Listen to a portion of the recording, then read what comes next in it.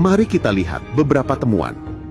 Surah Toha 85-87, Musa disebut berhadapan dengan orang Samiri.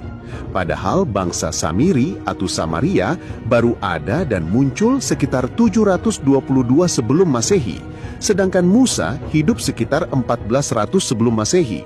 Mustahil mereka hidup sejaman. Surah Al-Isra 1, kisah Isra Mikraj, menyebut Masjidil Aqsa pada tahun 621. Faktanya, bangunan itu baru berdiri sekitar tahun 710. Jadi Quran menaruh bangunan yang belum ada ke masa Muhammad. Surah Sabah 10:11, Daud membuat baju besi tahun 1000 sebelum Masehi. Tapi kalau kita pelajari sejarah, teknologi baju zirah dari besi baru dikenal 800 tahun kemudian. Surah Al-A'raf 120-124, Musa disebut hidup di zaman Firaun dengan hukuman salib. Padahal tradisi penyaliban baru muncul abad ke-5 sebelum Masehi, jauh setelah Musa. Surah An-Nisa 157, Quran menolak penyaliban Yesus. Padahal bukan hanya Injil, sejarawan Yahudi dan Romawi pun mencatat peristiwa itu. Mengapa hanya Quran yang menulis berbeda? Surah Maryam 28 dan At-Tahrim 12, Maryam disebut saudari Harun, seolah sejaman dengan Musa, padahal jaraknya 1400 tahun. Entah maksudnya saudari kandung atau apa.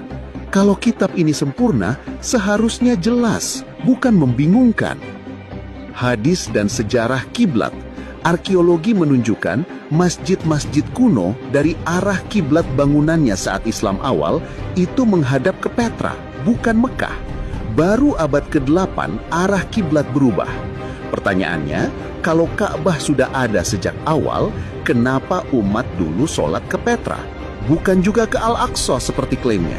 Apakah ini ada kaitannya dengan bisnis haji masif setelah berdirinya Saudi 1932?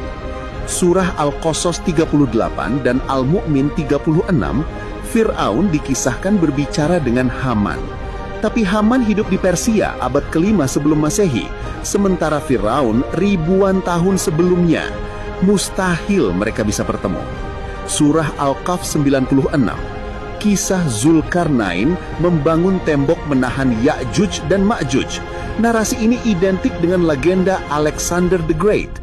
Hingga kini tak ada bukti tembok itu pernah ada. Surah Yusuf 20